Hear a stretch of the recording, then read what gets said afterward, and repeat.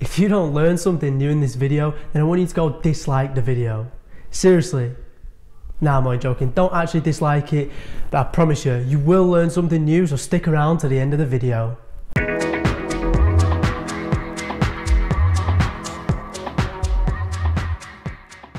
Just a disclaimer to everyone, I'm not a licensed coach, I'm not a licensed dietitian, strength coach, nothing like that. I'm just a D1 athlete from England who's played at clubs such as Huddersfield Town, Halifax Town, as well as some top programs in the US. And I'm very passionate about how to elevate your game in every single little detail, and from the experiences I've accumulated, I just want to share that with you. So take a pen and paper and get ready to take some notes. So in this video, we're going to be talking about the keys of football. Now the first one we're going to be talking about is physical. And starting off with physical, we're going to talk a little bit more general by talking about the 5 components of fitness. Now this is super basic information, which you probably know. However, how much have you thought about how these 5 components of fitness affect your player performance? Now the first one we're talking about is your cardiovascular endurance. This is how much ground you can cover within a game. The next one we're talking about is muscular endurance. Now this is how much ground you can cover, but with power, speed and intensity. Now we're moving on to your strength, and we all know this is important to be able to win your 1v1 battles, to be able to retain the ball when someone's trying to battle with you. And then our last 2 is flexibility, which is important for your injury proneness. It's also important to build strength and increase your speed. And then finally, we've got body composition, which we're primarily talking about your body fat, your lean muscle mass, as well as your overall diet. Physicality in soccer does not end there.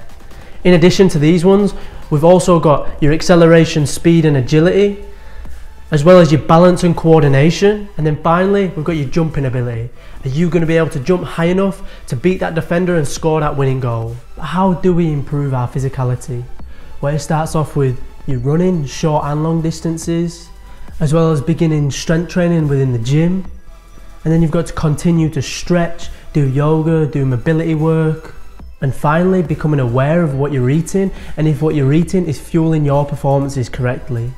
Now, how to improve all of this and much more will be featured on this channel in detail so you can elevate your game. So make sure you subscribe and hit the notification button so you don't miss a video. Now moving on from physicality, we're going to move into our technical ability. I'm sure we all know what our technical ability is. However, going into more detail, I like to call these the fundamentals of football. And I'm pretty sure FIFA uses this for their Ultimate Team cards. But what are the fundamentals of football? When we're talking about these, we're talking about defending, passing, shooting, dribbling and receiving a pass. However, you've got to be world class at 1 or 2 of these things to make a successful career out of it.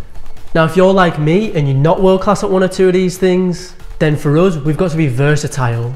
And we've got to be able to do 1 or 2 of these fundamentals really well, as well as have the rest of them up to scratch with the standard that you're playing at. Now to improve technically, all you've got to do is just get touches on the ball. It's as simple as that. Whether it's juggling, shooting, dribbling, this will all improve your technical ability. However, to maximise your results and to reach your potential technically, there are some things you can do. Now planning your sessions, as well as making sure every session you do is intense and at game speed, will maximise your results. This is just some of many tips that I've got for you so you can maximise your results in everything that you do. Then talking about number 3, we're going into tactical ability. The most fluent and effective players in the world, your Lionel Messis, your Busquets, Iniestas, these players' tactical ability is within the subconscious, and you've got to try and learn the information so much so that when you're in a game it's subconsciously there and you just do the action. Now some of the attributes included in tactical ability, you've got your positioning, your awareness, your vision, your decision making, your movement, and I'm sure I've missed them, but they're some of the primary tactical attributes for you to be an unbelievable player. Now improving tactically on your own, some people find quite difficult because usually you learn your tactical ability within training sessions with coaches and other players where you'll do patterns of play and stuff like that. However, it is possible, it's more than possible, especially in today's age.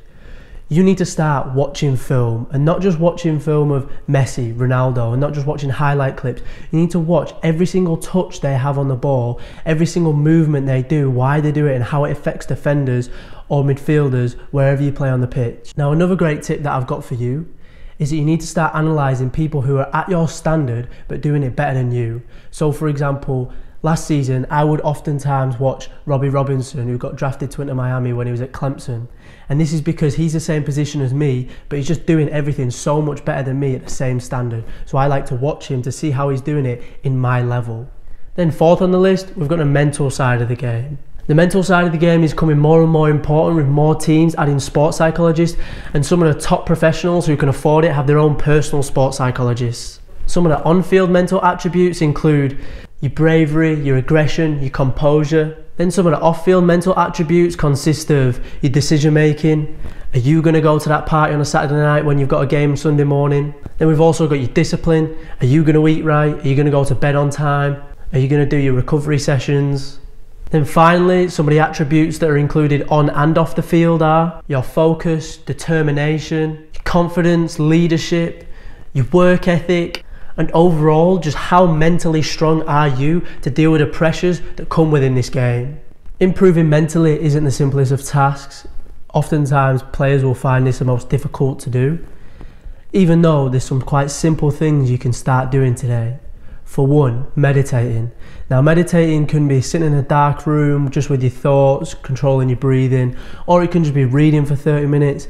This is all forms of meditation. Another fantastic one to do is just planning your sessions, planning your weeks.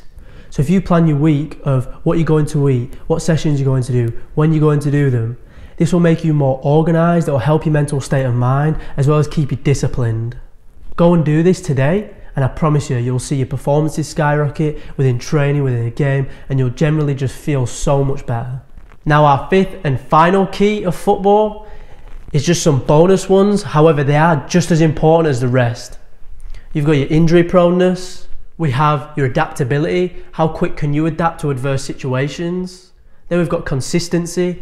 Are you going to be consistently on time? You're going to be consistently good in training, consistently good in the game. For all the bonus attributes we're talking about, a lot of these can be improved just by your experiences and learning from your experiences. But most importantly, you can improve in all the bonus attributes by putting all of the above into action. Actually meditating and planning your weeks. Actually watching what you're eating. Doing more individual sessions. Watching film. Eating right.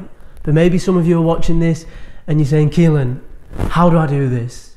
So make sure you subscribe and turn on the bell to find out how to do this.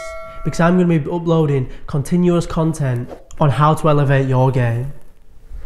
And that's it. Those are the 5 keys of football, in my opinion. It's quite simple, but it's stuff that you've got to be thinking about day in, day out of how to elevate your game. So remember, go like the video if you learned something new, or if you just found this video quite helpful. That being said, we're coming to the end of the video here. So feel free to comment if you think I've missed something. I'm Keelan Swales with Player Performance, and make sure you go check out this video.